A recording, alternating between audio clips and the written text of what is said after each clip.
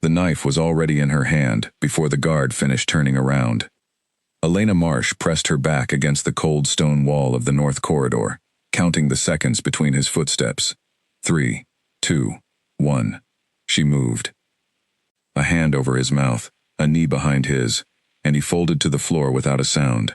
She caught him before he hit the stone, and dragged him behind a tapestry stitched with the crest of the Moonfall Kingdom, a silver wolf howling at a full moon.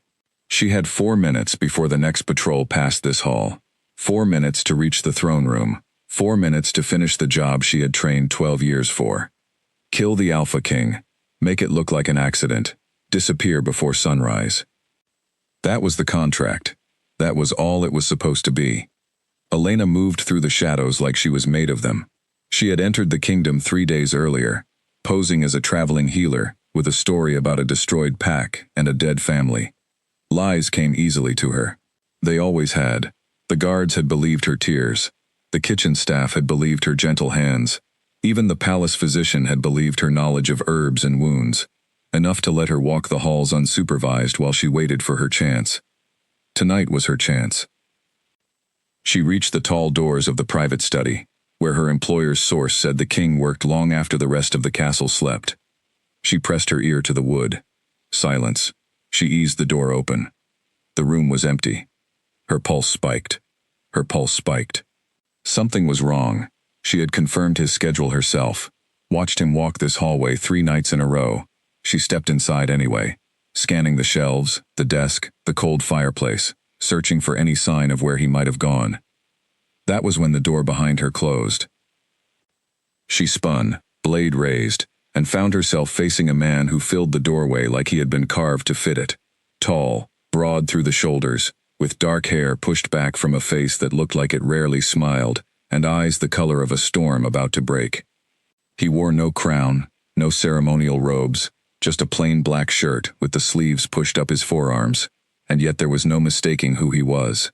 Power radiated off him, the way heat rises from stone left too long in the sun.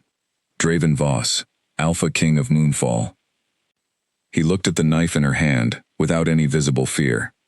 "You're the healer," he said. His voice was low and even, the voice of a man used to being obeyed without needing to raise it. The one who lost her pack to rogues. Elena's mind raced through every possible way this could end. Attack now, before he could call for guards. Talk her way out, buy time. Run, though there was nowhere to run in a room with one door and no windows large enough to fit through. "I did lose my pack," she said, which was true, in the sense that the story existed, if not in the sense that it had ever happened to her. "No," Draven said, "you didn't." He took a step closer, and something happened that Elena had never experienced in her entire life. Not once in 26 years of training her body to feel nothing that could be used against her. The air in the room seemed to shift, to pull tight around them both, like an invisible thread had been strung between her chest and his, and someone had just drawn it taut. Her heart slammed against her ribs, her knees went weak. The knife in her hand suddenly felt like the least important thing in the world. She knew what this was. Every shifter did. Even the ones like her who had spent their whole lives suppressing everything wild and instinctive about themselves in favor of cold precision. This was the mate bond. The pull that could not be faked, could not be forced, could not be denied once it took hold. She looked up and saw the same shock written across Draven's face, the same confusion, the same fight against something bigger than either of them. "No," she whispered, stepping back. "No, this isn't happening. You feel it too." It wasn't a question. Elena's back hit the wall. The knife trembled in her grip, not from fear of him, but from the sudden, violent war inside her own body. Every instinct she had spent years burying now screamed at her to lower the blade, to step toward him, to stop fighting the pull. And underneath that, quieter but just as loud, the voice of everything she had been trained to be told her that mates meant nothing to an assassin, that the guild had taken her in as a child with no name and no home, and the guild expected results, not excuses, and certainly not feelings. "Put the knife down," Draven said. "I won't hurt you. You should be more worried about whether I'll hurt you." Something almost like amusement flickered across his face, gone as quickly as it appeared. "I don't think you will. Not now." He was right. and that terrified her more than anything else that had happened tonight. She had killed 11 men and women in her career, all clean, all quiet, all without a single moment of hesitation. And now, staring at a stranger she had come here to kill, she could not make her hand move. A sound rose in the hallway outside, boots on stone, voices low and urgent. The missing guard had been found. Draven's eyes flicked toward the door and back to her. "They'll kill you the second they see that knife," he said. "Put it away, now. Trust me for the next 30 seconds and I'll explain everything after." Elena had never trusted anyone in her life, not her handlers, not her trainers, not the shadowy figures who had raised her to be a weapon instead of a person. But something in his voice, some strange certainty she could not explain, made her fold the blade back into her sleeve just as the door burst open. 2 guards rushed in, swords drawn, eyes wide with alarm. "Your Majesty, we found Corbin unconscious in the North Hall, and there are signs of—" "I know," Draven said calmly, stepping slightly in front of Elena, without seeming to notice he had done it. "It's handled. Return to your posts." The guards exchanged a look of confusion, but did not argue with their king. They bowed and withdrew, closing the door behind them. Elena stared at Draven, stunned. "You just protected me," she said. "You have no idea who I am, or why I'm here, and you just lied to your own guards to protect me." "I have some idea," Draven said quietly. "You came here to kill me." The words hit her like cold water. She did not bother denying it. There was no point, not with the mate bond humming between them like a plucked string, not with him standing there studying her with those storm-gray eyes, as though he could read every secret she had ever kept. Why would you protect someone who came to kill you? Draven was quiet for a long moment.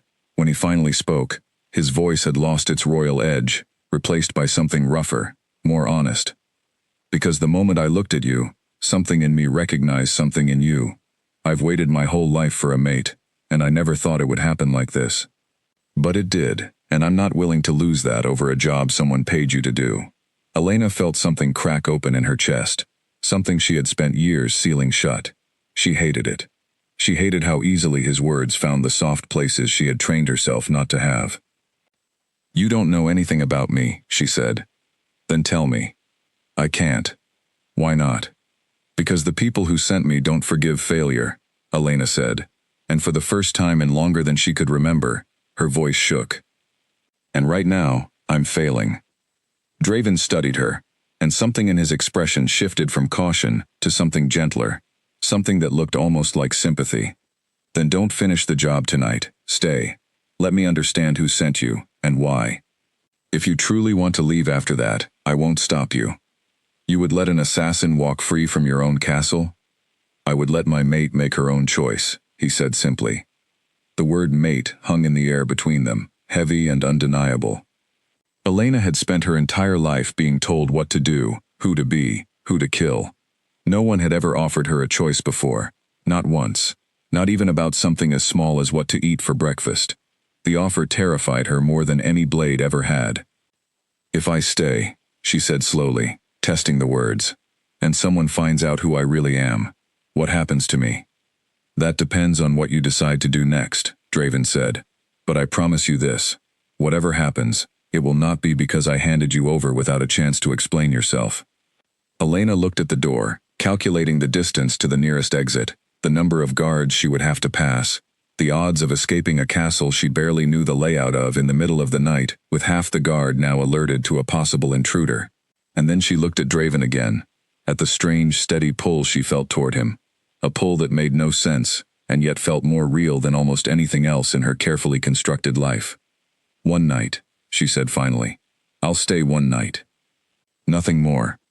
Something that might have been relief passed over Draven's face, quickly hidden beneath his usual composed expression. "One night," he agreed. "Come. You'll be safer in the healer's quarters than wandering the halls with half my guard on alert." He led her out through a side passage, moving with the easy confidence of a man who knew every hidden corner of his own home. Elena followed, mind spinning, blade still tucked against her wrist, contract still burning in the back of her thoughts like an ember she could not quite put out. She had come to Moonfall to end the life of its king. Instead, walking beside him through the dark castle halls, she was beginning to fear that the only thing about to end was the life she thought she understood. Somewhere outside the castle walls, in a place Elena could not see, a raven-feathered messenger waited in the shadows, watching the lit windows of the healer's quarters with sharp, patient eyes. The guild did not know yet that their assassin had hesitated, but they would find out soon enough, and when they did, Elena Marsh would learn exactly how far her masters were willing to go to make sure a job was finished. For now, though, she followed a king she was supposed to have already killed, and for the first time in her entire life, some small and unfamiliar part of her was glad she had failed. Elena did not sleep that night. She lay on the narrow bed in the healer's quarters, staring at the ceiling, listening to the sounds of a castle she had spent 3 days memorizing for entirely different reasons. The window across from her bed looked out over the training yards, and beyond that, the dark line of the northern forest where she had left her horse tied and ready for a quick escape that had never come. Instead of running, she had stayed. Instead of finishing the job, she had let a stranger with storm-colored eyes talk her into waiting. She hated how easy it had been. By morning, word had spread through the castle that the new healer had been questioned and cleared of any wrongdoing regarding the disturbance in the North Hall. Elena heard the whispers as she moved through the corridors, servants exchanging glances, guards watching her a little too closely. She kept her expression calm, her hands steady, her walk unhurried. Years of training had taught her how to disappear inside a room, even while standing in the middle of it. She was tending to a stack of dried herbs in the small workroom off the main hall when Draven found her again. "You're still here," he said, leaning against the doorframe with his arms crossed. "You said one night," Elena replied without looking up. "The sun rose hours ago." And yet, she finally met his eyes, and the pull she had felt the night before returned instantly, stronger in daylight than it had been in the dark, as though sunlight had stripped away whatever thin defense the shadows had offered her. "I don't have anywhere else to be at the moment," she said, which was almost true.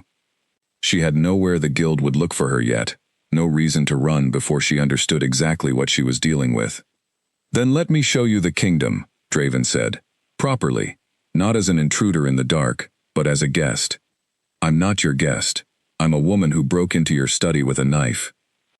"You're the woman my wolf recognized the moment I walked into that room," Draven said, his voice quieter now, more careful.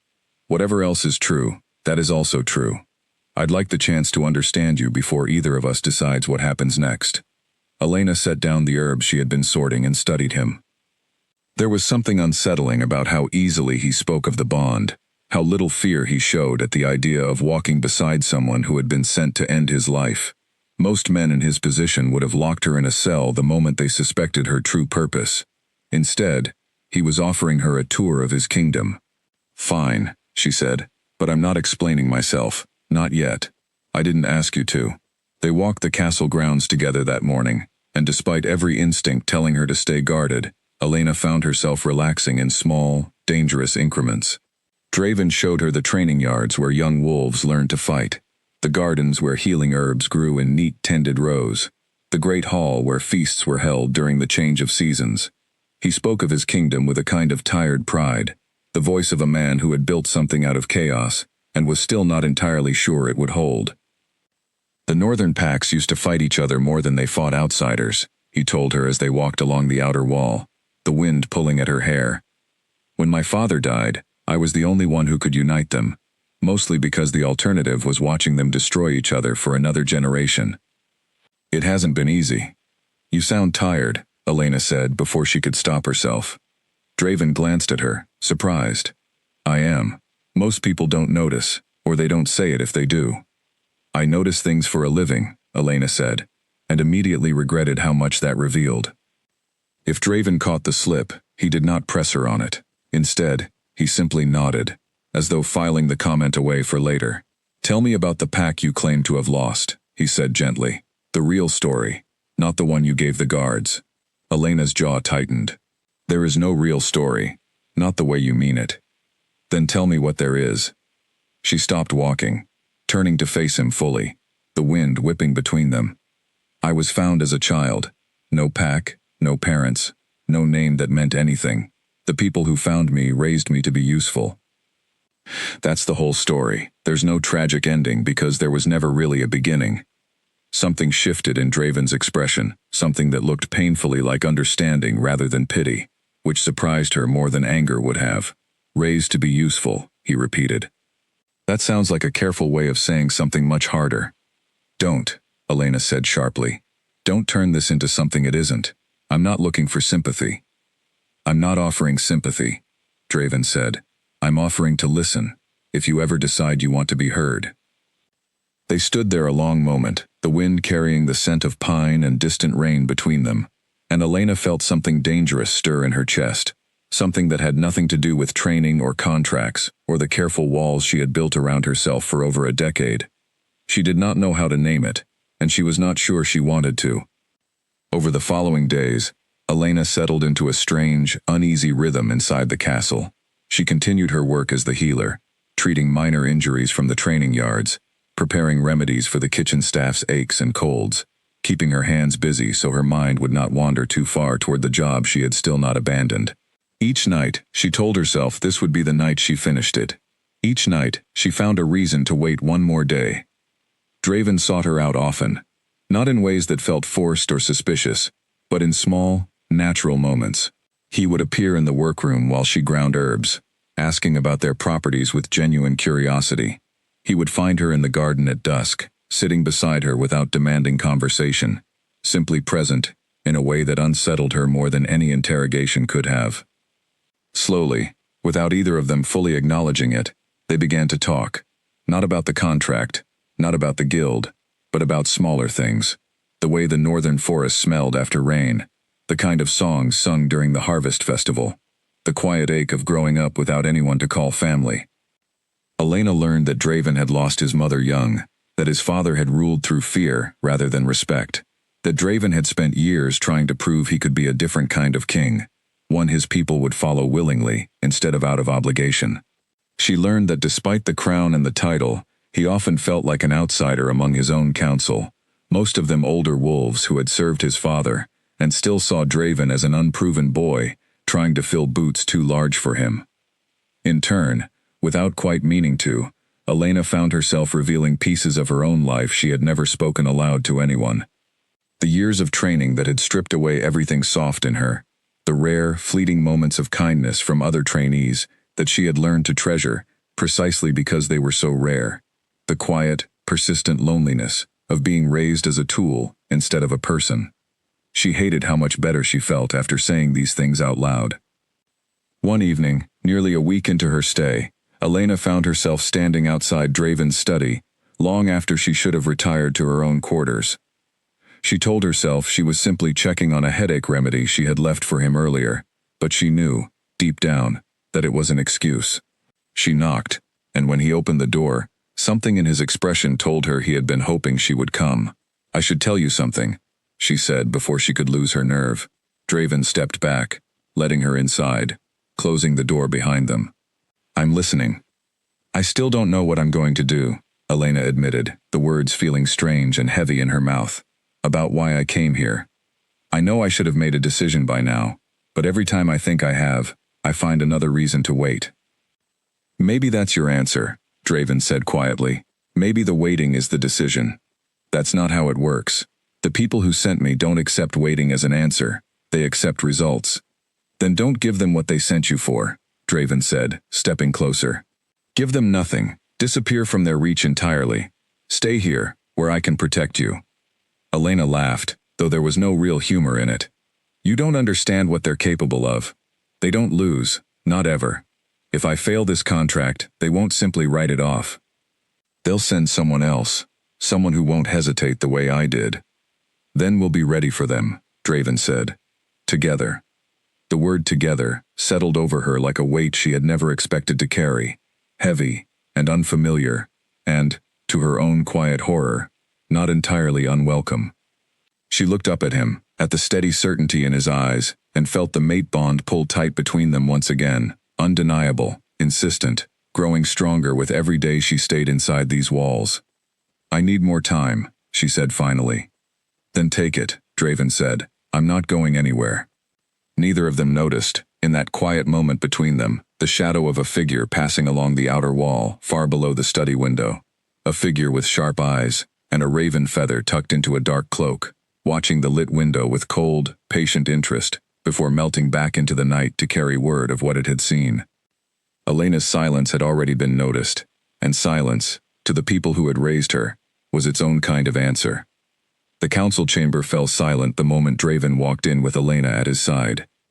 10 days had passed since the night in the study, and Elena had stopped pretending, even to herself, that she planned to leave. She had not admitted this to Draven directly, but she suspected he already knew, the way he seemed to know most things about her before she said them aloud. Today, however, was not about admissions. Today, Draven had called a council meeting, and he had asked Elena to attend. Rhett Calder, Draven's beta and oldest friend, stood at the head of the long table, arms crossed, jaw tight. He was a broad-shouldered man, with a scar along his left cheekbone, and eyes that missed very little. From the moment Elena had arrived at the castle, Rhett had watched her the way a hunter watches movement in tall grass, patient and unconvinced by her story. "Your Majesty," Rhett said carefully, "may I ask why the healer is joining a council meeting about border patrols?" "Because I trust her judgment," Draven said simply, taking his seat at the head of the table. Elena felt the weight of every gaze in the room settle on her, and she kept her expression carefully neutral, the way she had been trained to do since childhood. She had faced far more dangerous rooms than this one, and yet something about the way Rhett studied her made her skin prickle with unease. The meeting proceeded, discussions of patrol routes and reports of unfamiliar scents near the eastern border, minor disputes between two smaller packs that needed the king's attention.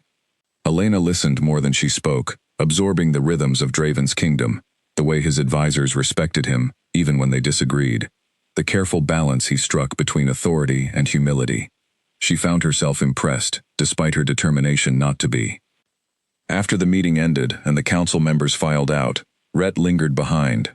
Elena moved to leave as well, but his voice stopped her at the door. "A word, healer." Draven's eyes flicked toward his beta with a warning, but Elena raised a hand slightly, signaling she could handle this herself. She turned to face Rhett, keeping her posture relaxed even as every instinct in her sharpened.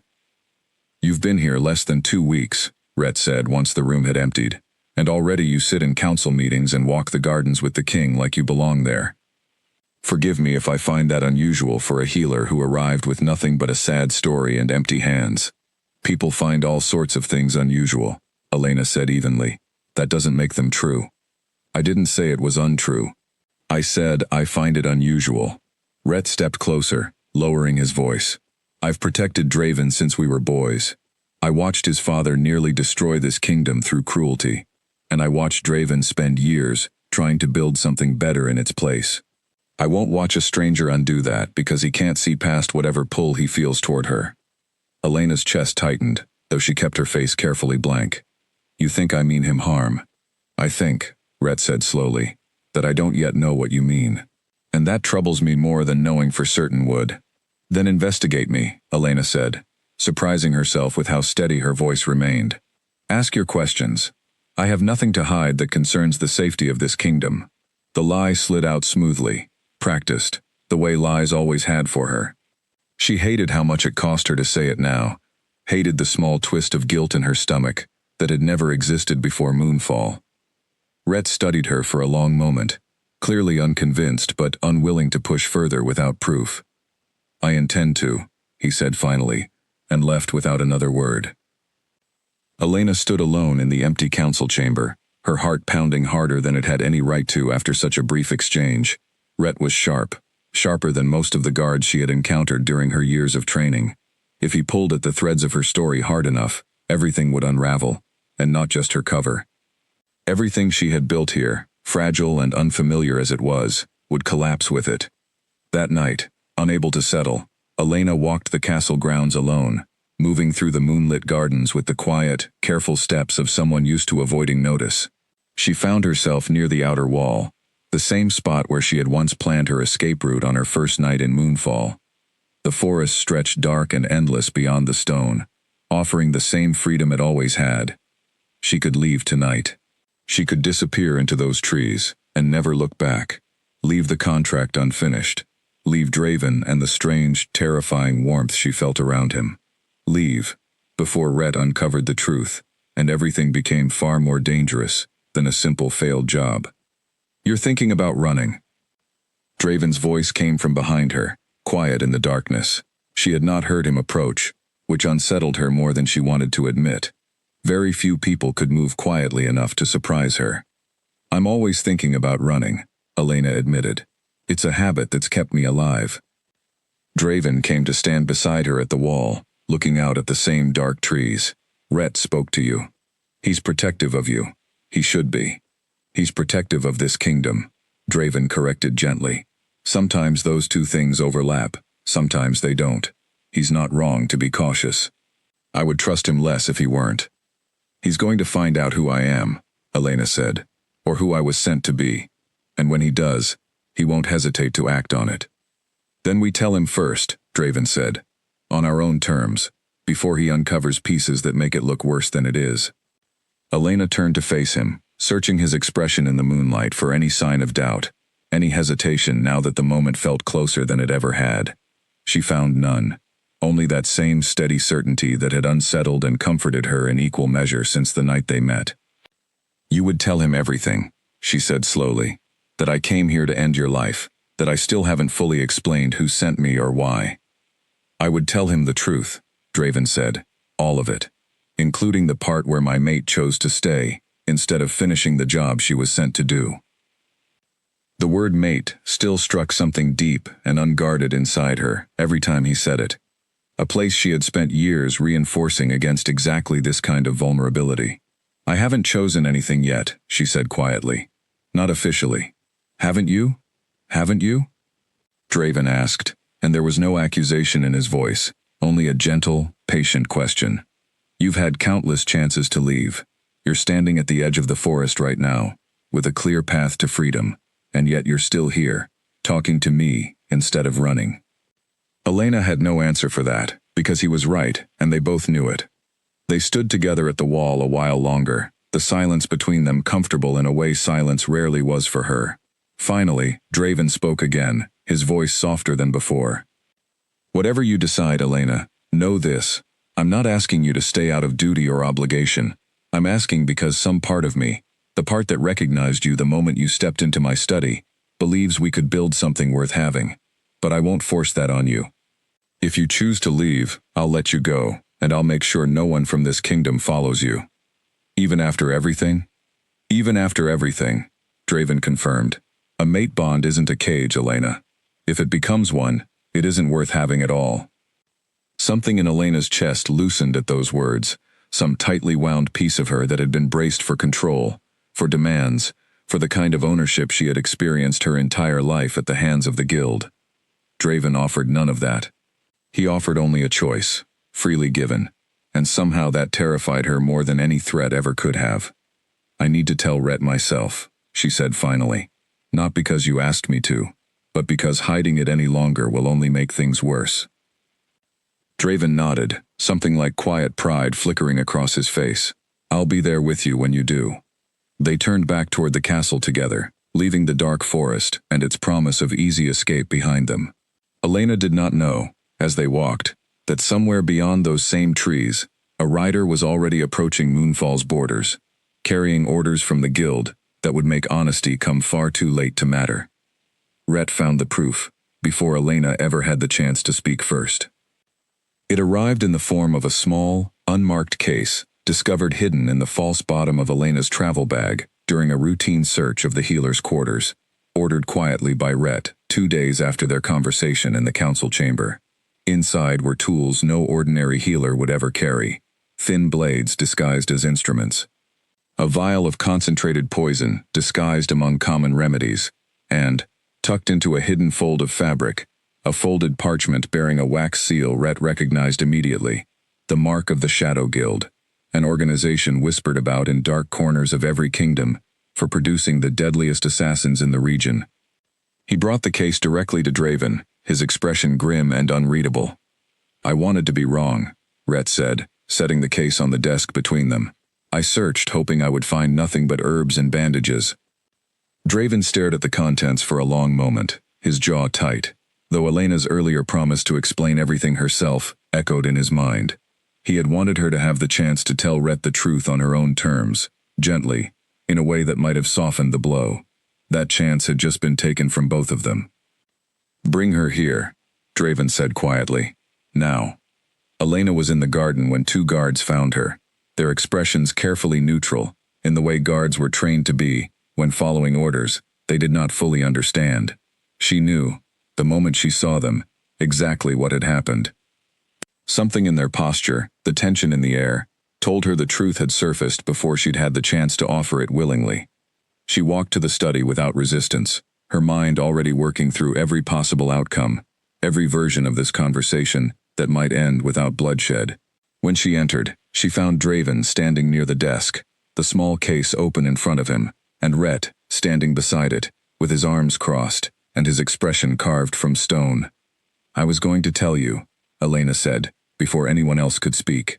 "Tonight, I told Draven 3 days ago that I intended to explain everything to you myself." "How convenient," Rhett said coldly, "that your confession arrives exactly when you're caught." "I'm not lying," Elena said, though she understood exactly how little her word meant to him now, given everything sitting open on the desk between them. Draven raised a hand, silencing them both. "Tell him," he said to Elena, his voice steady but carrying an edge of something raw beneath the calm.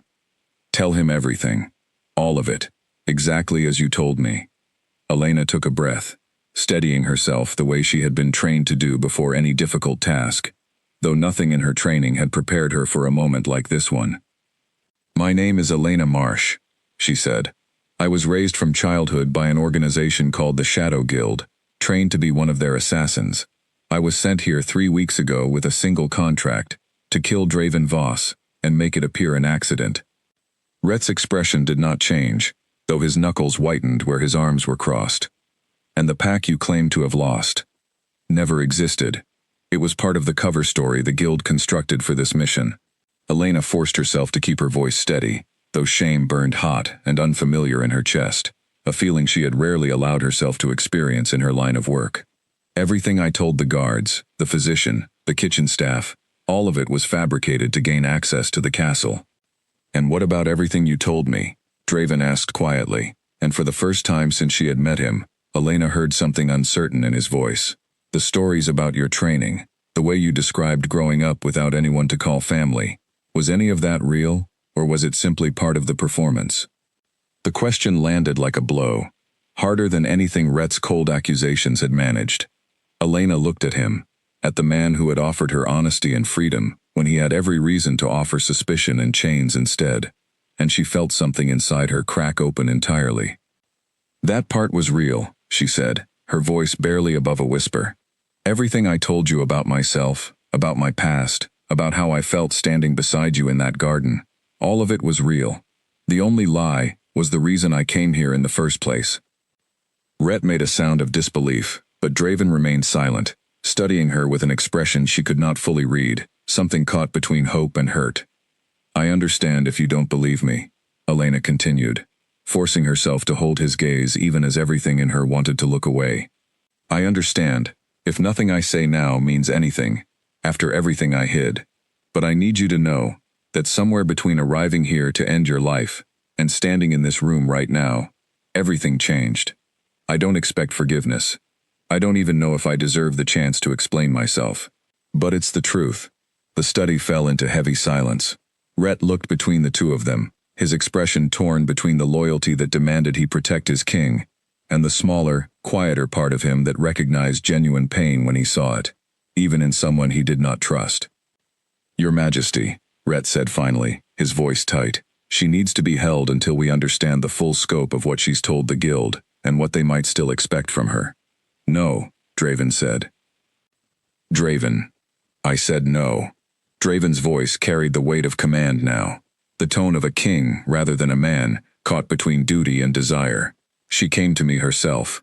She admitted the truth before we could force it from her, even if the timing wasn't entirely her choice. "That matters."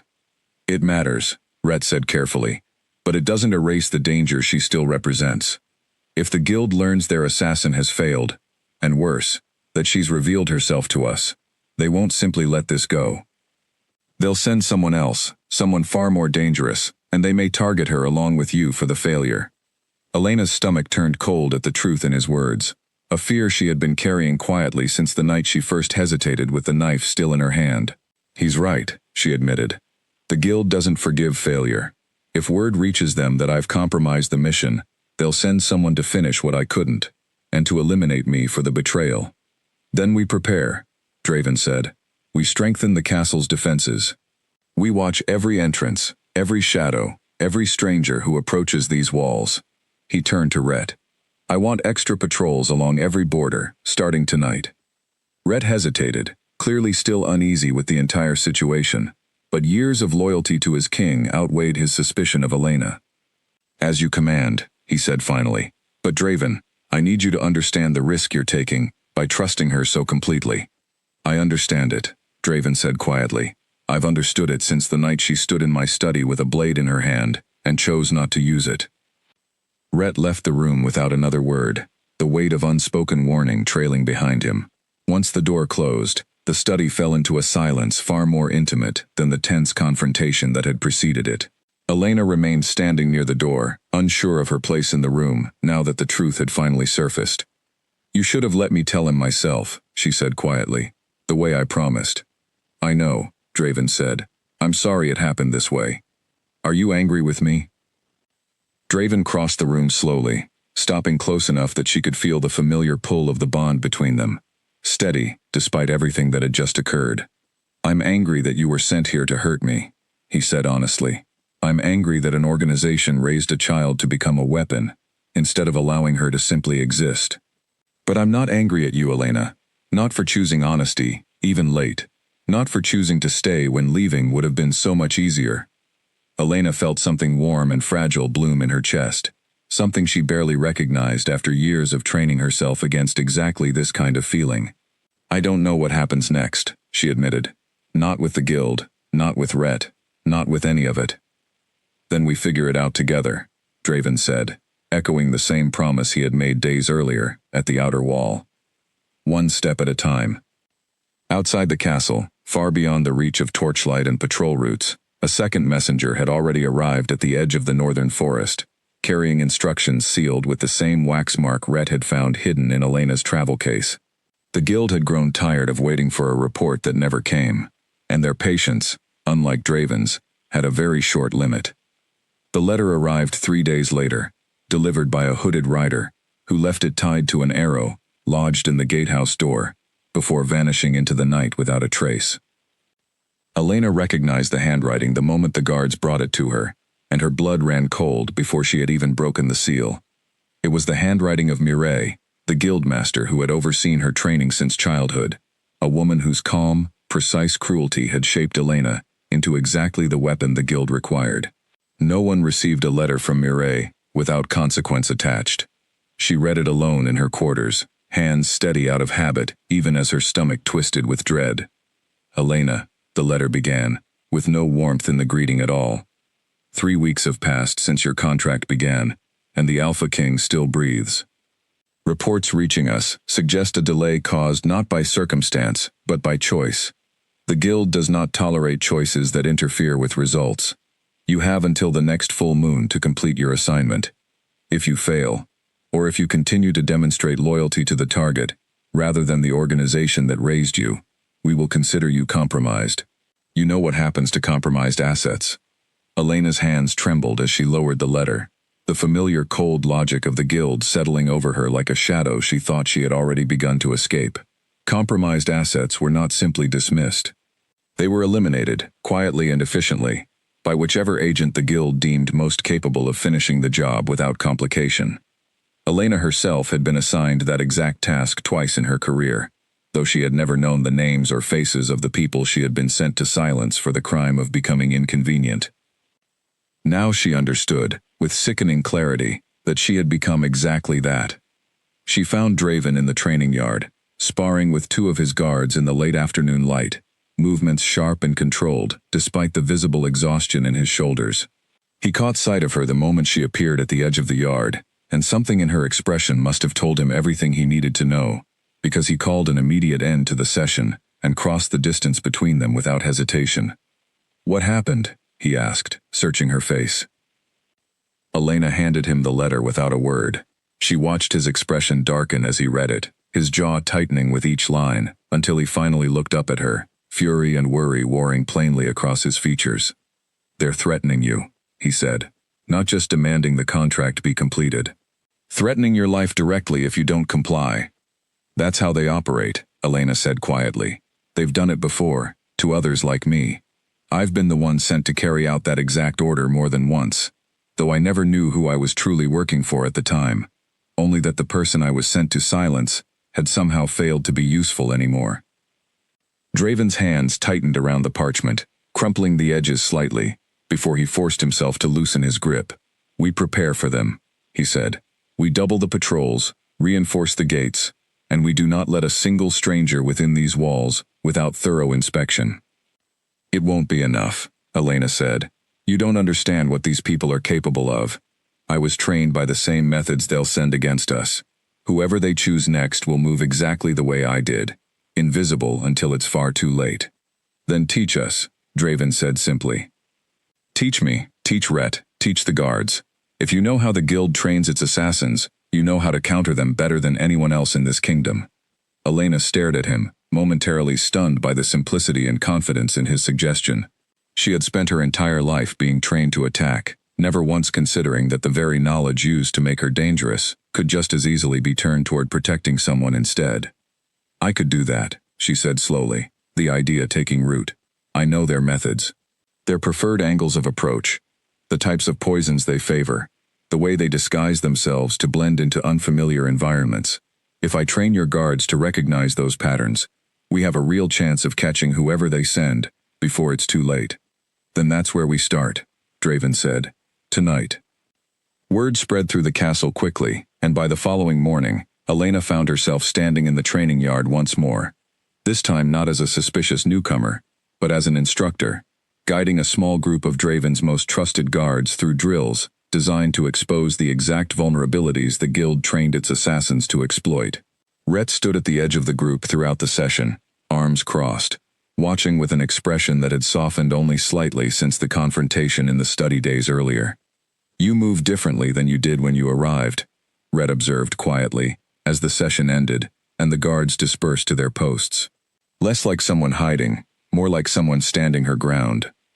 "I suppose I finally have something worth standing for," Elena said. Rhett studied her for a long moment, something unreadable passing behind his eyes. "I still don't fully trust you," he admitted.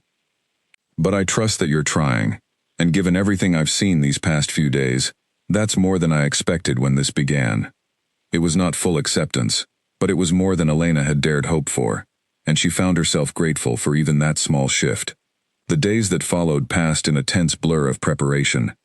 Elena trained the guards each morning, walked the castle grounds each afternoon identifying weak points in the defenses that an assassin might exploit, and spent each evening with Draven, discussing strategy long after the rest of the castle had gone quiet. The looming threat of the full moon deadline hung over everything they did, a countdown neither of them spoke aloud, but both felt with equal weight. On the fourth night, as they sat together in his study reviewing a map of the castle's perimeter, Draven finally set the map aside and looked at her with an expression she had come to recognize as the moments when he chose honesty over caution. "I need to ask you something," he said. "And I need you to answer truthfully, even if the answer is difficult to hear." "Ask," Elena said. "If they send someone you know," Draven said carefully, "someone you trained alongside, someone who was once close to you, the way people become close when they share the same difficult childhood, will you be able to do what needs to be done?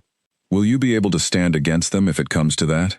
Elena had not allowed herself to consider that possibility fully, though it had lingered at the edges of her thoughts since the letter first arrived.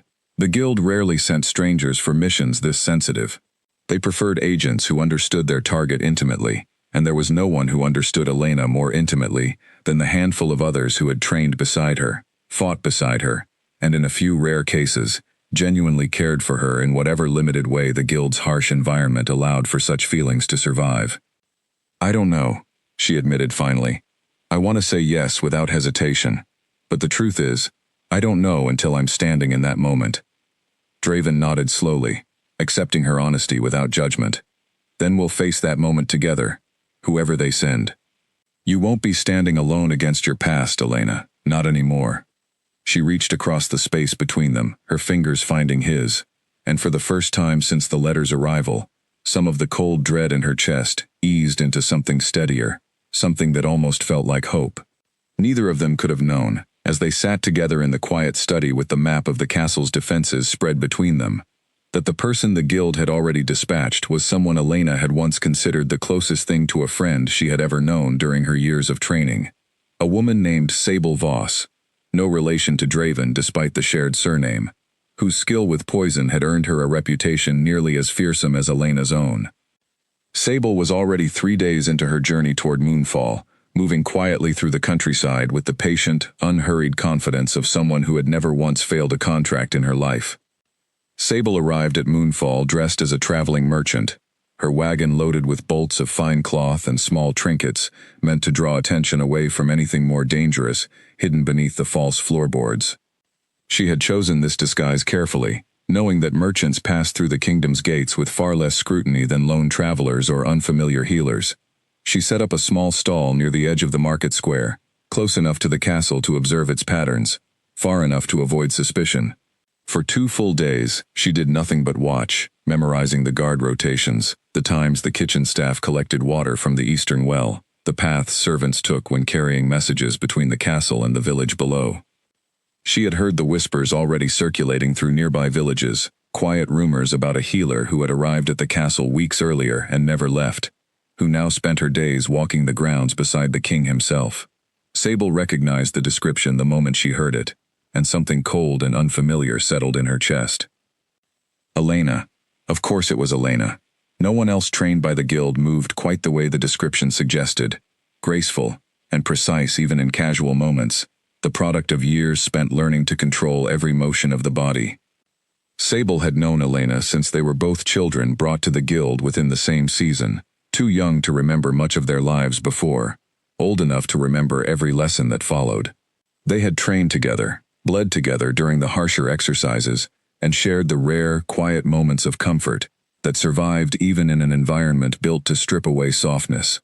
If anyone within the guild could claim to understand Elena, it was Sable, which was precisely why Mireille had chosen her for this assignment. On the 3rd night, Sable slipped away from her merchant stall under cover of darkness and made her way toward the castle's outer wall, moving through shadows with the same silent precision Elena had once used to breach these same defenses weeks earlier. She had studied the guard patrols carefully and knew exactly which gaps in coverage to exploit, gaps that existed despite the increased security Elena had implemented, because no defense built by human or shifter hands could ever be made entirely without weakness. She reached the outer wall and began her climb, fingers finding holds in the ancient stone with practiced ease. She was nearly to the top when a voice below her stopped her cold. "I always told you that you climbed too fast for careful work." Sable froze, then slowly turned to look down at the figure standing in the shadow of the wall, moonlight catching just enough of her face to confirm what Sable already suspected. Elena stood below her, arms crossed, expression unreadable in the darkness. "You knew I was coming," Sable said, dropping back down to the ground rather than continuing her climb into a compromised position. "I suspected," Elena said. "The guild doesn't send strangers for missions this important. I should have realized it would be you the moment the deadline letter arrived." The 2 women faced each other in the shadow of the wall, years of shared training and genuine complicated affection hanging heavy between them, alongside the very real danger the moment now carried. "You've compromised the mission," Sable said quietly. "Mireille isn't pleased. You know what happens to assets who compromise a mission this significant." "I know," Elena said. "I received the letter." "Then you also know I don't have a choice here," Sable continued, though something in her voice suggested the words cost her more than she wanted to admit. "If I return without completing this contract, Mireille will simply send someone else, and that person won't hesitate the way you did. And they certainly won't hesitate to remove you as a complication once the king is dealt with." "I understand the position you're in," Elena said. "I was trained the same way you were. I know exactly what the guild expects, and exactly what happens to those who fail to deliver it." "Then step aside," Sable said. "Let me finish this quickly and quietly, the way it should have been done weeks ago." I'll make certain your name is cleared with Mireille. I'll tell her you were captured and held against your will, that none of this was your choice. I can protect you, Elena, but only if you let me finish the job tonight." Elena felt the weight of the offer settle over her, an easy path back to safety within the only world she had ever truly known, a chance to erase the danger hanging over her simply by stepping out of Sable's way and allowing events to unfold as they had always been meant to. It would have been so simple, once, before Moonfall, before Draven, before she had learned what it felt like to be offered a genuine choice instead of an order disguised as one. "I can't let you do that," Elena said finally, her voice steady, despite the ache building in her chest. Sable's expression shifted, surprise giving way to something closer to sorrow. "Because of him, the king. Because of everything," Elena said. "Because for the first time in my life, I have something worth protecting that isn't a contract or an assignment. Because he offered me a choice, Sable, a real one, and I'm choosing this." "They raised us both the same way," Sable said, her voice tightening with something that might have been anger or might have been grief, the line between the two often blurred within people trained the way they had been. "You know better than anyone that choices like this don't exist for people like us. We were made to be useful, not to be happy." "Maybe that's what they told us," Elena said quietly, "but I don't believe it anymore. And I don't think you do either, not completely, or you wouldn't be standing here trying to convince me instead of simply attacking." Something flickered across Sable's face, a crack in the composed mask she had worn since arriving in Moonfall, quickly hidden, but not quickly enough to escape Elena's notice. For just a moment, the woman before her looked less like a trained assassin executing a contract, and more like the frightened, exhausted girl Elena remembered from their earliest years of training, when neither of them had yet learned to bury every soft feeling beneath layers of discipline. "I don't want to hurt you," Sable admitted finally. "I never wanted that, whatever Mireille's orders say." "Then don't," Elena said. "Come with me. Talk to Draven. He's not the tyrant Mireille painted for both of us before this mission began. He's offered me protection, understanding, an actual chance at something beyond what the guild allowed. He could offer you the same." Sable hesitated, clearly torn between years of ingrained loyalty and the small, dangerous hope Elena's words had stirred in her. For a long moment, the night held its breath around them, the outcome balanced on a knife's edge neither woman could fully predict. Then, from somewhere along the wall, a guard's voice called out an alarm, spotting movement in the darkness where none should have been. Torches flared to life, and the quiet moment between the two women shattered instantly, replaced by the sudden chaos of a castle responding to a perceived breach. Sable's expression hardened back into something colder, more familiar, the mask of the guild reasserting itself under pressure. "This isn't over," she said, already retreating into the shadows. "Mireille won't accept failure from either of us. Watch yourself, Elena. The next time we meet, I may not have the luxury of choosing words over action."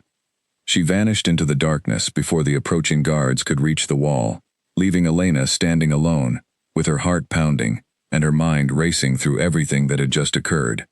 She had bought time, perhaps, but nothing more. Sable's hesitation tonight would not last forever, and Mireille's patience had already run out once before. Elena made her way back toward the castle to report what had happened, knowing with grim certainty that whatever came next would arrive far sooner than any of them were prepared for. Draven listened to Elena's account of the encounter with a stillness that worried her more than anger would have. They sat together in his study, the map of the castle's defenses once again spread across the desk between them, though neither of them had looked at it since Elena finished speaking. Rhett stood near the window, arms crossed, his expression grim, as he absorbed the details of an assassin who had nearly breached their walls and slipped away before a single guard laid eyes on her.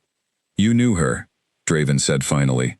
Not a question, but an acknowledgement of something he had already understood, from the way Elena's voice had changed while describing the encounter. "We trained together," Elena confirmed, "from childhood. She's the closest thing to family the guild ever allowed me to have." "And she offered to let you go," Rhett said, his tone carrying a wariness he had not fully abandoned, despite the weeks of trust slowly rebuilding between them. "To take the blame herself, to finish the contract, and to protect you from Mireille's punishment." "She did," Elena said, "and I refused." "Why?" Rhett asked, though something in his voice suggested he already suspected the answer, and simply wanted to hear her say it plainly. "Because I don't want to go back," Elena said, meeting his eyes without hesitation for the first time since their earliest confrontation weeks ago. "Because whatever safety the guild offers isn't safety at all. It's simply a different kind of cage. And because I believe, given the chance, Sable might choose the same thing I did, if only someone gave her the opportunity to see there was another way." Draven had remained quiet throughout the exchange, watching Elena with an expression she had learned to read over the past weeks. Thoughtful and steady, even in moments of significant tension. "Do you believe she'll return?" he asked finally. "Not to attack, but to reconsider your offer?" "I don't know," Elena admitted. "Sable has spent her entire life the same way I have, trained to obey, trained to believe that questioning orders leads only to punishment. What I offered her tonight might have planted a seed, but seeds take time to grow, and I don't know if we have that time before Mireille sends her back with orders that leave no room for hesitation." "Then we prepare for both possibilities," Draven said. "We continue strengthening our defenses, in case she returns as an enemy, and we leave a path open, in case she returns, seeking exactly what you offered her tonight."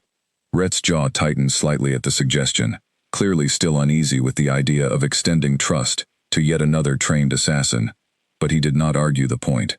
The weeks since Elena's confession had taught him, gradually and reluctantly, that Draven's instincts about people were rarely wrong, even when they defied conventional caution.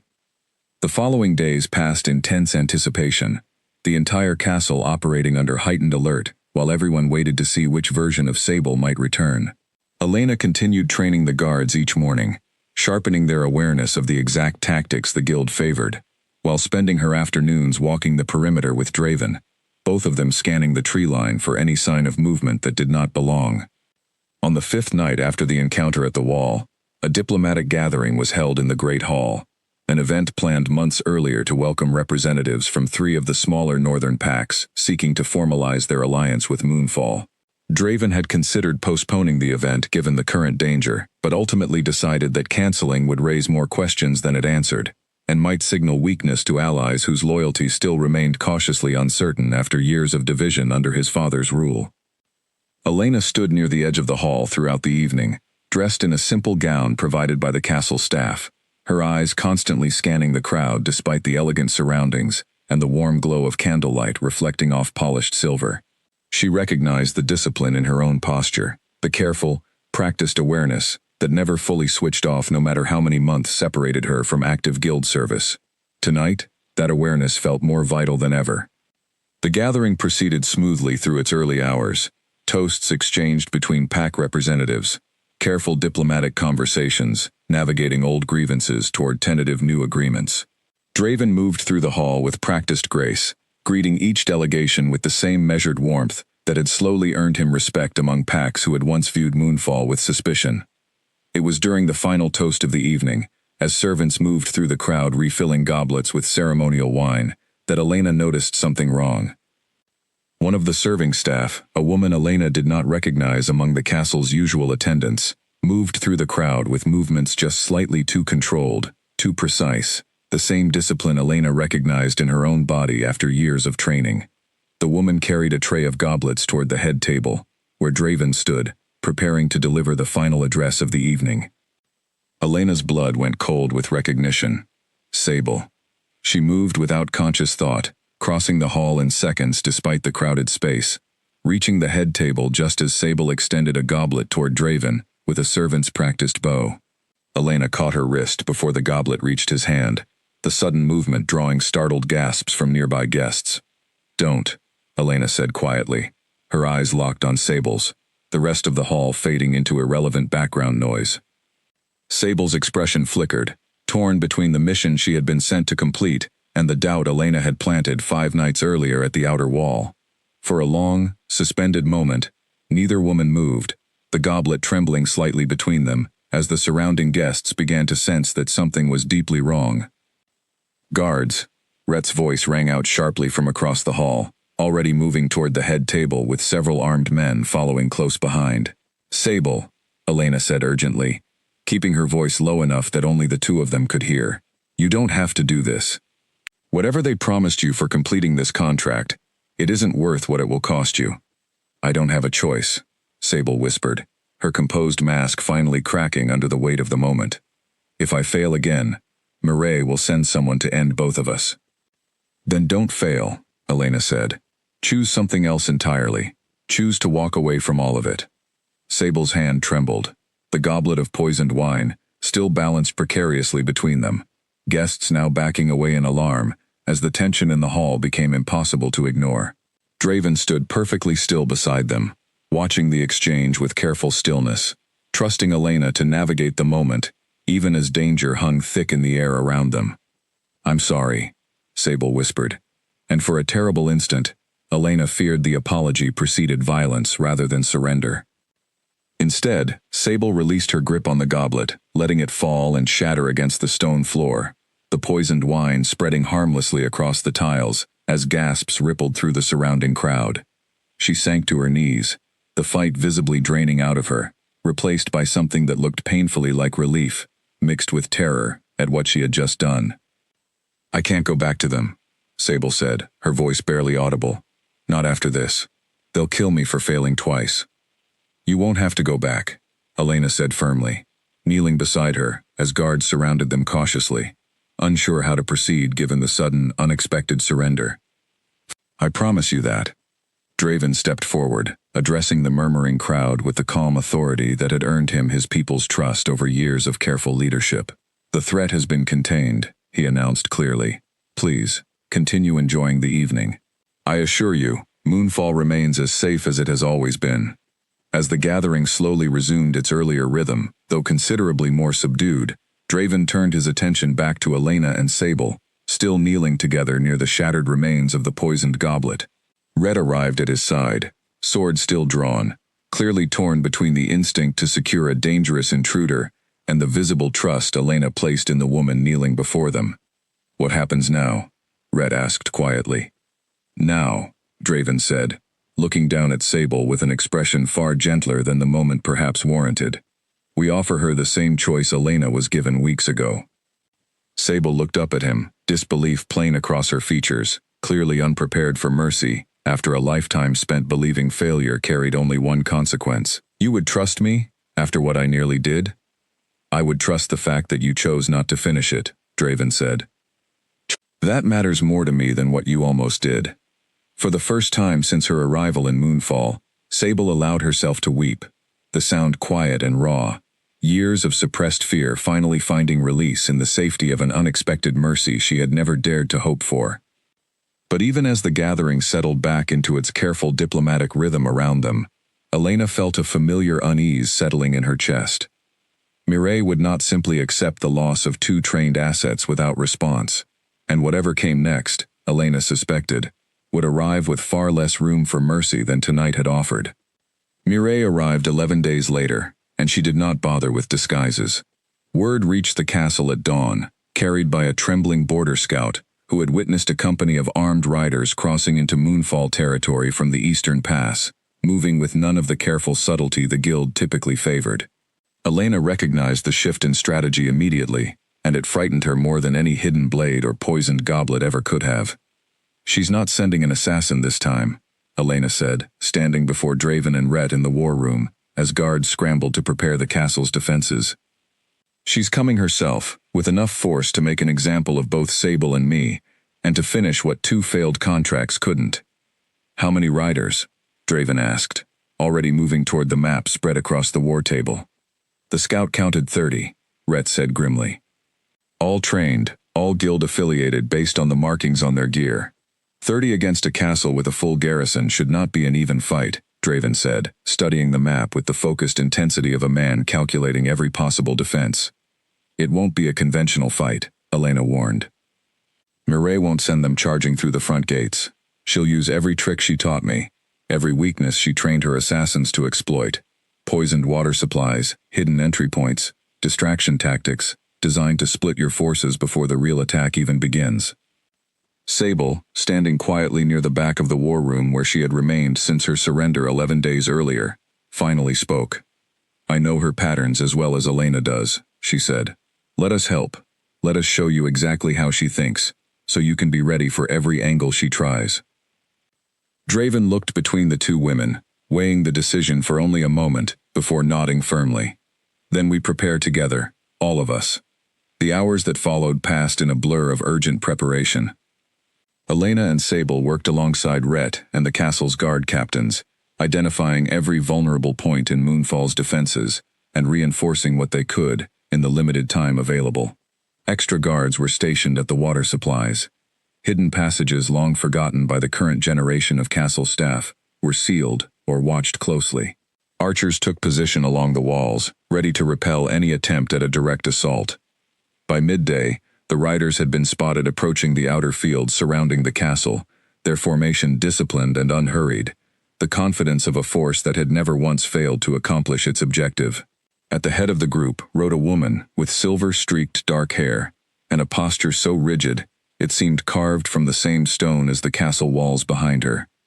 Elena recognized her instantly, even from this distance, and felt an old, familiar chill settle over her entire body.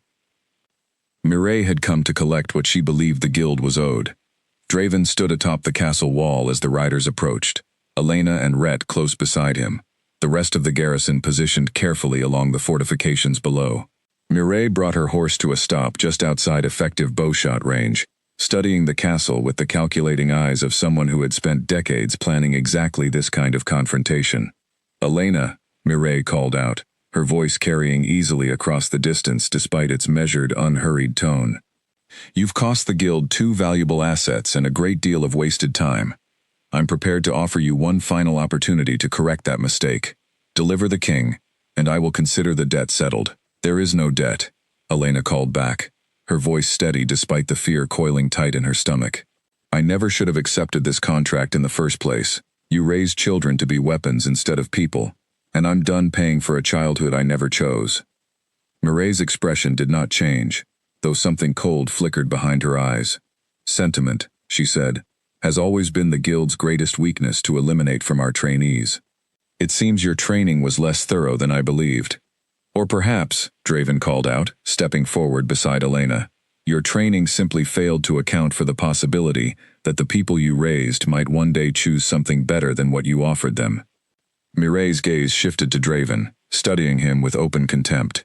"The Alpha King himself, defending my most disappointing student. How touching." She raised a hand, and the riders behind her shifted formation with practiced precision, spreading wide around the castle's perimeter. "Since diplomacy appears wasted on all of you, we'll proceed with more direct methods." The attack began within minutes, faster and more coordinated than even Elena's warnings had fully prepared them for. Small groups of riders broke away from the main formation, testing different sections of the wall simultaneously, forcing Moonfall's defenders to divide their attention across multiple fronts at once.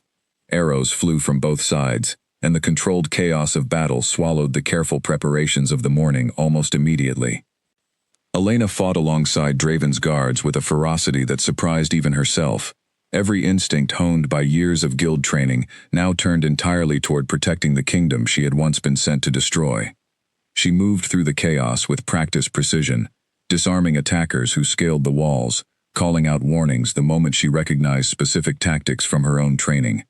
It was during the fiercest portion of the battle, as a small group of guild fighters breached a weakened section of the eastern wall, that Elena spotted Mireille herself, moving through the chaos with singular focus, cutting a direct path toward Draven, who was engaged in combat with 2 attackers near the gatehouse. Elena's blood ran cold with understanding. Mireille had never intended to win this battle through numbers alone. She had used the assault as cover to reach her true target directly. Elena moved without hesitation, cutting through the fighting to intercept Mireille's path, just as the older woman closed the final distance toward Draven's unprotected back. Steel met steel, as Elena's blade caught Mireille's strike inches from where it would have found its mark, the impact jarring through her entire arm. "Still protecting him," Mireille said, disengaging and circling with the fluid. Deadly grace, Elena remembered from countless training sessions years earlier. Even now, with everything on the line. "Always," Elena said. They fought with a ferocity born of years spent training together. Each move anticipated a fraction of a second before it landed. Each counter familiar in a way that made the battle feel almost like a terrible, violent conversation between teacher and student. Mireille was faster than Elena remembered, more ruthless, clearly unwilling to hold back the way she once had during training exercises meant to instruct rather than harm. The blade caught Elena across the ribs before she saw it coming, a burning line of pain that stole the breath from her lungs and sent her staggering backward. Mireille pressed the advantage immediately, driving forward for what would have been a finishing strike, but Draven arrived a heartbeat too late to stop it, and a heartbeat early enough to prevent the worst of it, throwing himself between Elena and the descending blade. The strike that should have ended Elena's life instead caught Draven across the shoulder, and both of them collapsed together against the stone as Mireille stood over them, breathing hard, her expression unreadable. "This is what happens," Mireille said quietly, "to those who choose sentiment over discipline." Red arrived in that exact moment, rallying nearby guards into a tight formation that finally began forcing the remaining guild fighters back toward the outer fields. Sable appeared as well, blade drawn, positioning herself between Mireille and the fallen pair with fierce, unwavering resolve. "It's over, Mireille," Sable said. "The rest of your forces are retreating. This is finished." Mireille studied the scene before her for a long, tense moment, calculating odds that had shifted dramatically against her favor. Finally, with the same measured composure she had carried since arriving, she sheathed her blade and stepped back. "This is not finished," she said coldly, "but today, it ends here." She turned and walked calmly toward her horse, mounting and riding through the chaos of her retreating forces without a single backward glance. Elena barely registered her departure, her attention consumed entirely by Draven, who lay beside her with blood spreading dark across his shoulder, his breathing shallow and labored. "No," she whispered, pressing her hands against the wound with trembling urgency. "No, you weren't supposed to do that." "Couldn't let her," Draven managed, his voice weak but steady. "Finish what she started with you." "Stay with me," Elena said fiercely. Tears, she had not allowed herself in years, finally breaking free, as she worked desperately to slow the bleeding. "Please, Draven, stay with me." Red and Sable rushed to their side, calling for the castle physician, the battle around them finally quieting, as the last of the guild's forces retreated beyond the tree line. But Elena barely heard any of it, her entire world narrowed down to the man bleeding in her arms, the mate bond between them pulling taut and desperate as she prayed, for the first time in her entire carefully controlled life, for something she had no power to control at all. The physician worked through the night, and Elena did not leave Draven's side for a single moment of it. She sat beside his bed in the healer's quarters, the same room where she had once plotted her escape from a job she had never finished, watching the shallow rise and fall of his chest, with a fear more consuming than anything she had experienced during the battle itself. The wound had been deep, the blade cutting close enough to vital places that the physician had refused to promise anything beyond doing everything within his power. Sable brought her tea she did not drink, and food she did not eat, sitting quietly beside her for hours without demanding conversation, offering only the steady, patient presence of someone who understood exactly what it meant to fear losing something you had only just allowed yourself to want. Rhett came and went throughout the night, managing the aftermath of the battle, organizing patrols to ensure Mireille's remaining forces had truly retreated, but he always returned eventually to check on Draven, his earlier suspicion of Elena long since replaced by a grudging, hard-won respect. "He's strong," Rhett said quietly during one of these visits, standing at the foot of the bed with his arms crossed. "Stronger than most give him credit for. He'll fight through this." "You don't know that," Elena said, her voice raw from hours of unshed tears finally beginning to fall. "No," Rhett admitted, "but I know him, and I know you, and I don't believe either of you fought this hard to reach this moment, only to lose everything now." As dawn broke over the castle, Draven's fever finally began to break as well, his breathing steadying gradually beneath the physician's careful watch. Elena remained at his bedside through the following 2 days, sleeping only in brief, restless intervals, refusing every suggestion that she rest properly elsewhere.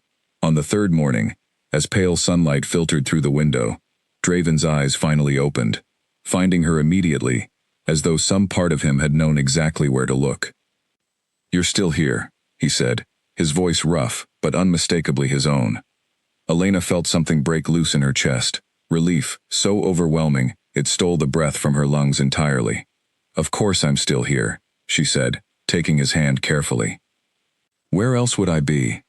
I thought, Draven said slowly, that maybe none of this had been real, that I'd imagined all of it, during whatever fevered dreams the physician's remedies gave me. It was real, Elena said fiercely. Every bit of it. You threw yourself in front of a blade meant for me, which was possibly the single most reckless thing I have ever witnessed anyone do, and I've spent my entire life around people trained specifically for recklessness. Something that might have been a laugh escaped Draven, though it clearly cost him considerable effort given his injury. I'd do it again, he said, without a moment's hesitation. Don't, Elena said, though her voice had lost most of its intended firmness, softened instead by an emotion she no longer bothered trying to hide. Don't ever do that again. I can't lose you, Draven. Not now, not after everything it took to get here. Then don't let me, Draven said quietly. Stay.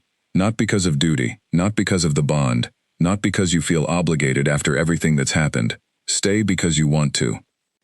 Elena leaned forward, resting her forehead gently against his, careful of his injury, the space between them finally free of every hesitation and lie that had once stood in the way. I want to, she said softly. I choose to, completely, and without any reservation left. The physician entered shortly after, examining Draven's wound with visible relief at the improvement he found, confirming that with continued rest, a full recovery was now well within reach. Word spread quickly through the castle that their king would survive, and by evening, quiet celebrations had already begun among the staff and guards who had fought so hard to defend Moonfall. As Draven's strength slowly returned over the following days, the deeper question of what came next settled over the castle with growing urgency. Mireille had retreated, but Elena knew with certainty that the guild's founder would not simply accept defeat and abandon her pursuit entirely. The threat remained, quieter now but no less dangerous, and Draven's council, still uneasy about the presence of two former assassins within the castle despite everything they had proven during the battle, began pressing for a more permanent resolution. The council convened 1 week after the attack, and this time, Elena and Sable were both present from the very beginning, no longer outsiders summoned under suspicion, but participants whose knowledge and experience had already proven vital to the kingdom's survival. The threat cannot simply be allowed to linger, one of the older council members argued, an aging wolf named Corwin, who had served Draven's father for decades, before Draven's own rise to power. Mireille will regroup and return, likely with greater numbers and better preparation. We cannot wait indefinitely for another attack. I agree, Draven said, his voice steady, despite still favoring his injured shoulder slightly. Which is why I believe our best path forward is not simply defense, but a direct response. Elena and Sable both possess intimate knowledge of the guild's operations, its hidden strongholds, its methods of recruitment and training.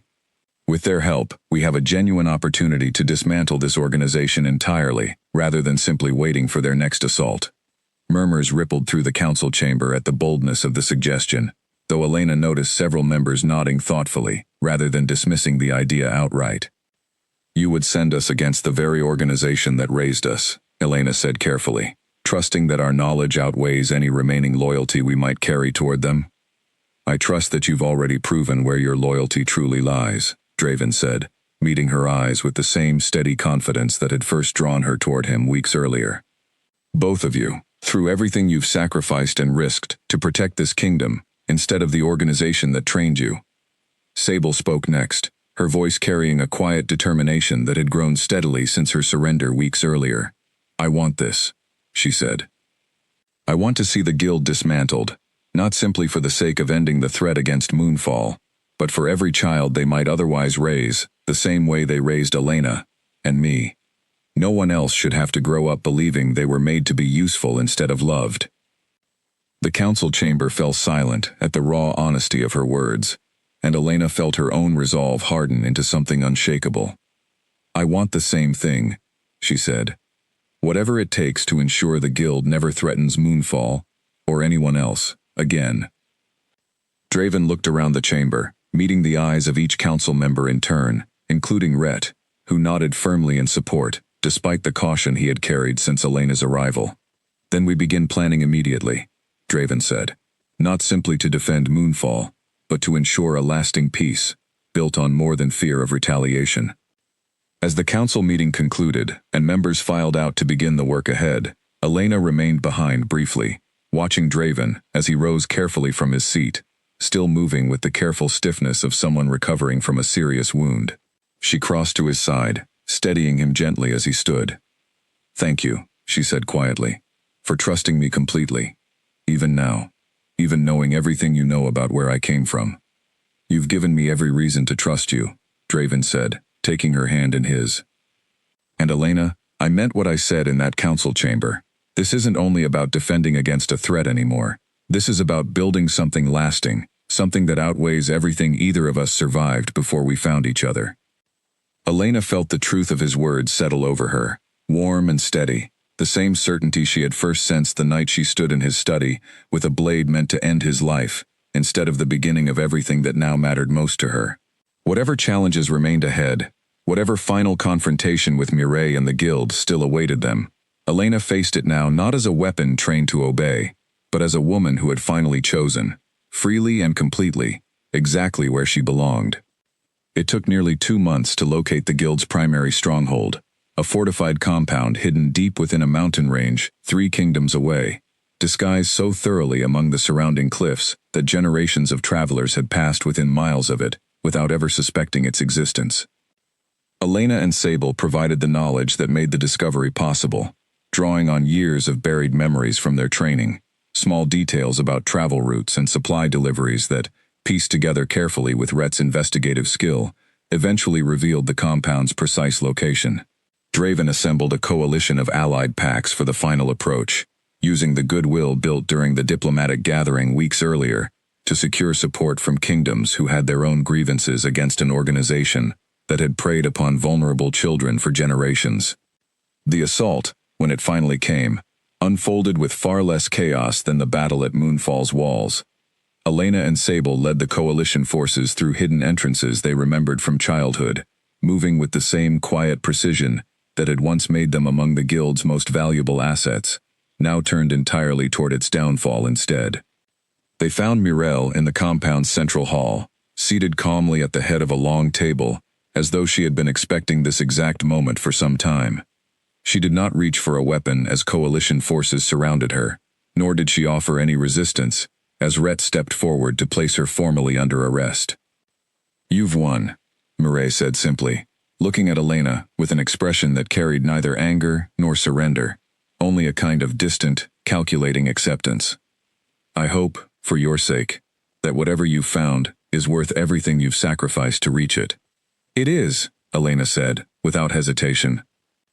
The compound yielded extensive records detailing decades of the Guild's operations, contracts fulfilled, children recruited from vulnerable circumstances across dozens of kingdoms, and trained through methods that made Elena's own difficult childhood feel, in comparison, almost gentle.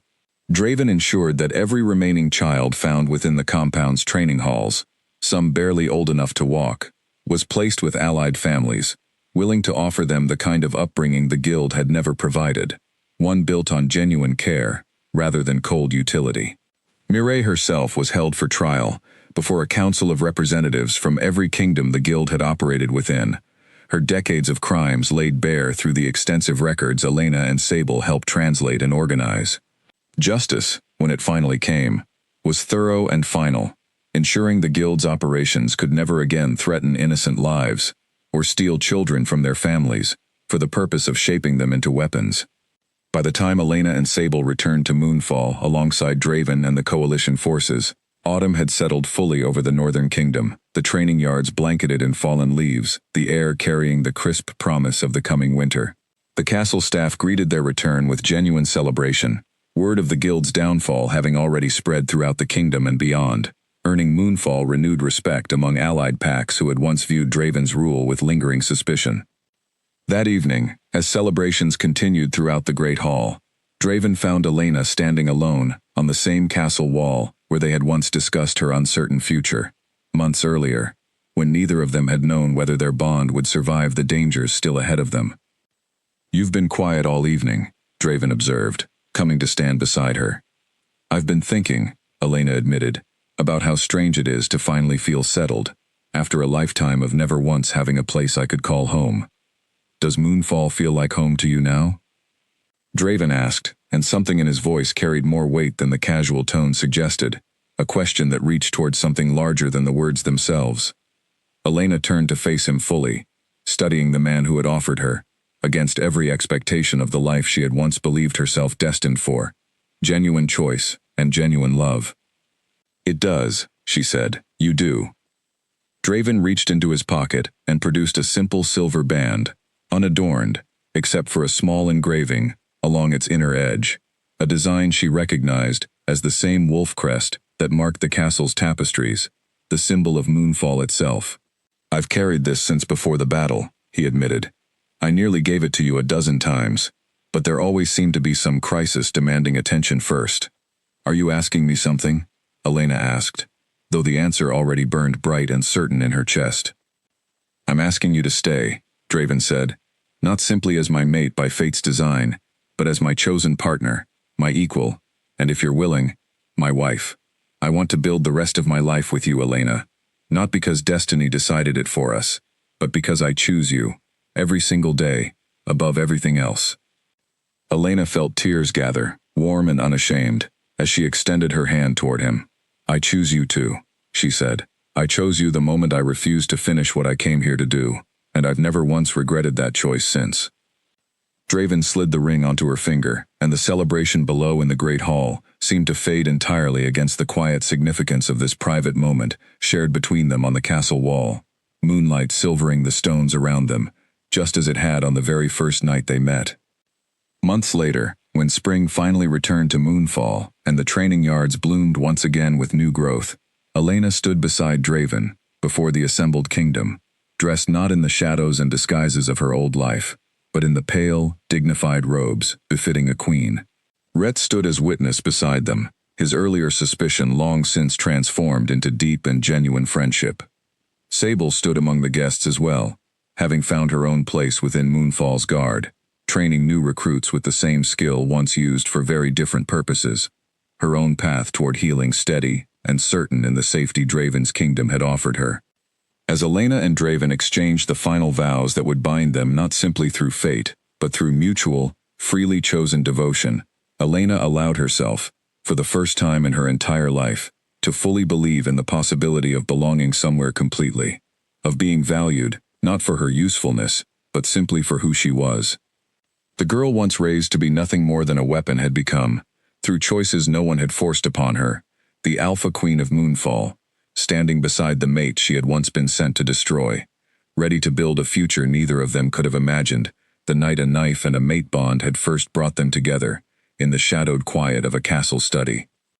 Their story, unlike so many that came before them, within the cold walls of the guild's training halls, was finally, truly, their own.